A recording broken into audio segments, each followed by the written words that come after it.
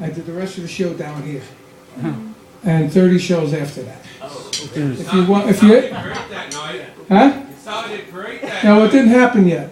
It was just on its way. It was hurting. It happened about a week later. But so after I did that, I had the surgery, and then about a year ago, February 20th exactly, I had the surgery on November 10th. February 20th, I did my next gig with Michael in South America. 3.5 months later, which was incredible because most people take longer. But I went to where the Lakers have their operations.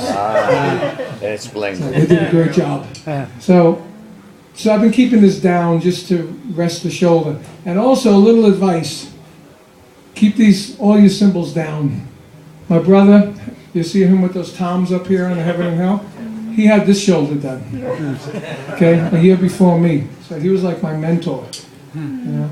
I said, Vinny, what happens when you take it out of the sling? He goes, well, it feels like somebody else's arm. And I didn't know what he meant until I did this, right? You take it out of the sling to take a shower, and I went like this, you know. This is the safe position, right? But it felt like I was going like this. Wow. And I was going, oh, that's weird. And I thought it'd never be the same. But it is, and so I'm probably in New York. We're playing with Vanilla Fudge and the Yardbirds on Friday. I'm going to put the cymbal back up. Yeah, I kind of like it though. In clinics it's good because I can see people. You know, when you got a cymbal here and one here, right there, the cymbal would be, all I'd be seeing was necks. You know, so it's kind of nice to see people, you know. But anyway, what these are Istanbul copies of my 1968 602 pasties. Okay? They're a little different shape than the normal Istanbul cymbals. They're totally hand-hammered, handmade. I mean, these things are like made from the beginning. There's no machines involved at all in the making of these cymbals, any Istanbul cymbals. Istanbul Mehmet. There's two cymbals, you know. There's Mehmet and I forgot the other one. Istanbul or something else. But these are the Istanbul Mehmet, and they sound awesome. What I like about them is they have a quick response and they dissipate, right? I don't like cymbals that go like this goes away quick. This one too. So when I go like a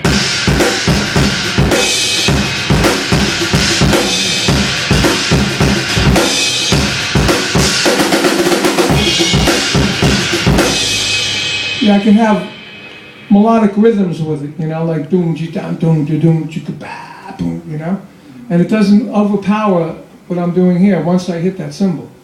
Same thing with this one and the china too. And the other china that I use is very short also. And, you know, you got to have colors on your setup. You know, this is a short sound. This is my shade cymbal I've been using for 20 years now. Finally, D-Drum has it. This is a D-Drum cymbal. It's called the Carmine Appice Shade. It's a very good price. I think it's about $80, $90 for that cymbal. Never breaks. I mean, you could beat this with a hammer and it doesn't break. I've had the edges caught in my anvil case, bent. Didn't matter, it still sounds good.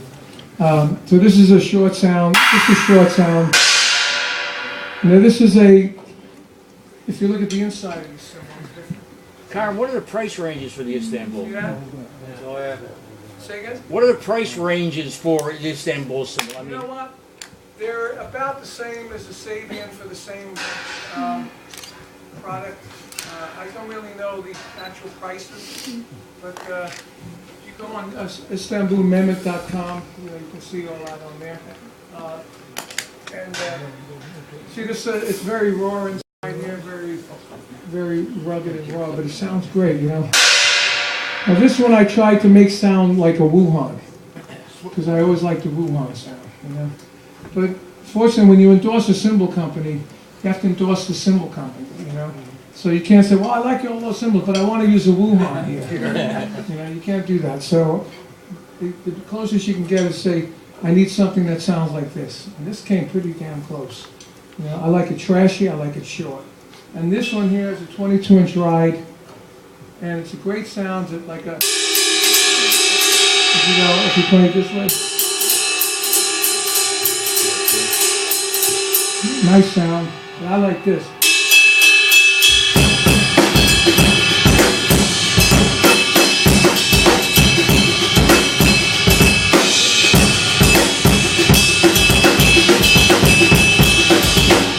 I love those, you know.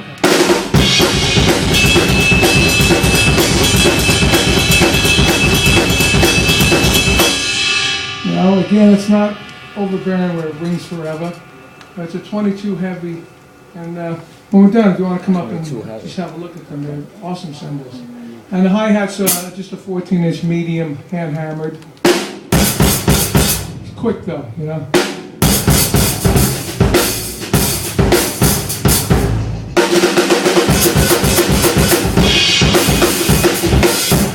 So I'm playing Istanbul Mehmet, so's my brother Vinny. We both moved from Sabian. We were there 25 years, so you know something's happening. Matter of fact, you have Rick Latham went back to Istanbul Mehmet, Jonathan Moppet, who's out playing with the Circus Soleil Michael Jackson show. He was in, anyone see that movie, This Is It? That was that was Jonathan Moppet playing drums. He's an awesome drummer. 32 years. Yeah, he's been with Michael forever, you know. And he's a tremendous guy and a great drummer. He's back with Istanbul also. So you might want to check him out. I think you'll dig it. Yeah. Okay, and do you have a question, one of you guys? Yeah, I was wondering, I think you already answered, what type of hi-hat cymbals do you have? Oh, the hi-hats, yeah. Yeah. Okay. So they're medium. The medium? So these are good. They're called, they're named after my book. You know, the original book here, and we even took the same logo, which is that logo. All right? And we put on the Carmine Appice, and we have the face like this face. That guy. Yeah. It's on the sticks. That's my logo. Become my logo. On my D drum, like on my D drum signature kits, we have the badge has that logo. And, so we become using that logo and everything. But we decided to use this writing, realistic rock. So I said, well, what do you want to call the symbols? Because they're one of our only rock symbols. So yeah, well, realistic rock. Right? So we did that. And so if you go online, you'll see, you know, the whole symbol with the logo and everything. But they sound great. I love it. These are the prototypes. I was going to go to Istanbul warehouse in LA before I came out here and get the proper symbols with the logo and everything. But you know, I screwed my thumb up, so I was busy bleeding. Luckily, my son went to X-ray school and said, "Put a compression bandage on it." I go, "What's that?" So you put it on. You get some paper, like paper towel, put it on there, and then wrap it tight. Stop the bleeding, man. But it was like hurting me, man. I thought I need stitches. I go, "Oh wait, I got to play next week." But luckily, I play like this. Yeah, I noticed that. Yeah, I play with this most of the time. So, except sometimes, you know. But is there a reason, or? It's just. It happened originally when I was playing with Vanilla Fudge in '67. We were playing in Phoenix, Arizona in the summertime, 120 degrees outside, 250 degrees inside. You know, 500 seat place with 1,000 people in there. I'm playing and my sticks are just flying out of my hand. I'm sweating so much. So I grabbed it like this, and for some reason, it was a much better grip to hold the stick. Then I realized I was doing all my twirls like this anyway, so I said, that's interesting. Then I started playing like that. Then I got this humongous callus, you know, like a blister right there in that finger. And that has turned into a huge callus that's been there for 45 years. Sometimes it gets really big and it falls off and starts again. And it's pretty wild. But so I've been playing like this, you know, for a long time now.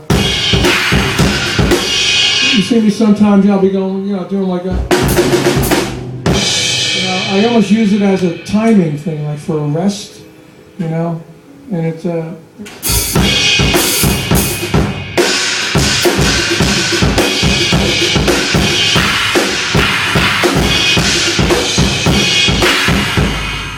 in my video with Do You Think I'm Sexy with Rod Stewart, I was doing something like.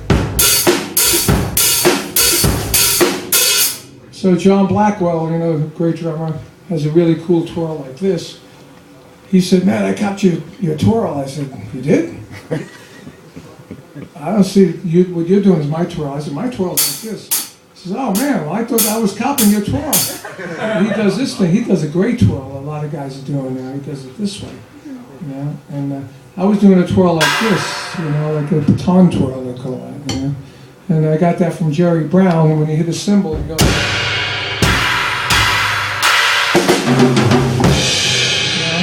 was pretty cool. I was always into the showmanship thing from Gene Krupa, you know, he was like one of my heavy idols. I knew every note on the Gene Krupa Story album. Everybody ever see that movie, Gene Krupa Story? Amazing, amazing movie. Sal Mineo playing Gene Krupa was great. So, okay, anybody else? Yeah, little guy. How long have you been drumming? How old are you? 11? 11. Probably 5 times your life. About 50 years. God. I was like 8, 9 years, 10 years, 12 years, 50 years. I should be better. I really should be better. For 50 years of drumming, I should be like Buddy Rich, you know? You know, I have a problem where I get sick of my own playing kind of thing, then I have to find something new to excite me. You know? So, yeah. Is there anybody that you haven't jammed with that you'd like to? I would like to play with Led Zeppelin. You know? But that will never happen because you got Jason. You know? And it'll never happen anyways. Robert won't do it. So. But I would like to do that because, you know, John Bonham was a friend of mine. He played, you know, a very similar style to mine, and I think I could do a good job. And the whole thing with Zeppelin in those days when they were Zeppelin, it wasn't the same every night. They would go off on tangents, you know. You know, like they have these Led Zeppelin tribute bands today, you know. And you go see it, and all you hear is a band playing the Led Zeppelin song just like the record. But that's not what Led Zeppelin was, you know. I mean, when we used to play with Led Zeppelin with Vanilla Fudge, when they opened up for us,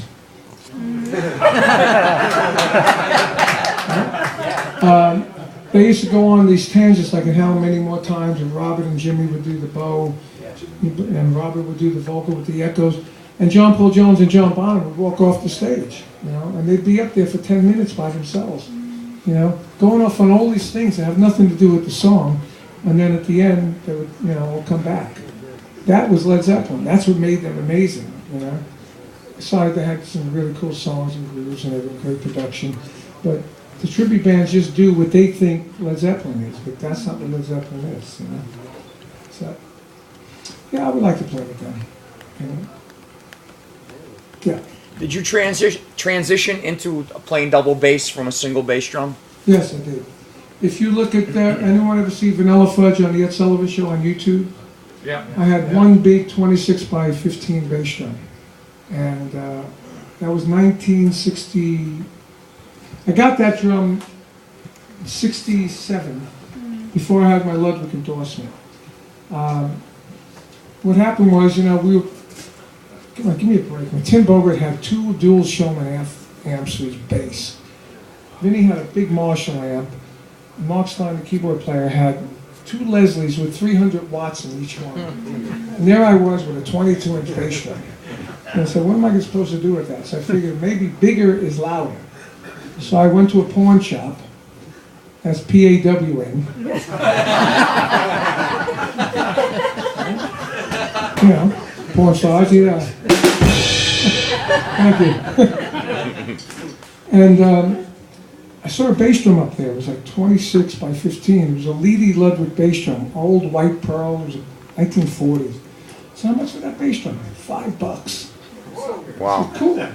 I also bought, in the same time period, a little earlier, a 1924 Black Beauty Ludwig for $5. In a PAWN store too. You know, and I still have that. Anyway, so it was white, so I had a red sparkle Gretsch kit with a Rogers 5-inch snare. I said, oh man, I gotta get some red sparkle somewhere. In those days, Downbeat was the only musician magazine, and in there you could order, you know, rap. So I ordered some red sparkle rap, and I took the whole bass drum apart, and I drilled the holes, and I think I put it right over the white. I might have taken the white off, I don't remember, but I made it red sparkle. You know, now I had this big monster 26-inch bass drum that everywhere I went, drummers were in awe.